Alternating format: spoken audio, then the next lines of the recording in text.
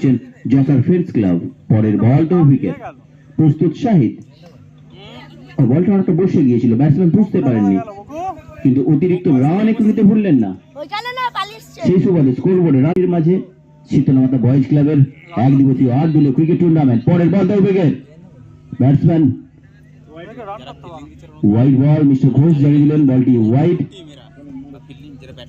Strike এখন Shamim, short ball ছিল, ক্যাচের সম্ভাবনা ছিল, শর্ট রান হওয়ার সম্ভাবনা ছিল, কিন্তু হাতে আঘাত পাওয়ার কারণে কোনো রান কিন্তু নিলেন না শামীম। স্কোরবোর্ড যা ছিল তাই, 34। পরের বল তৌফিকের,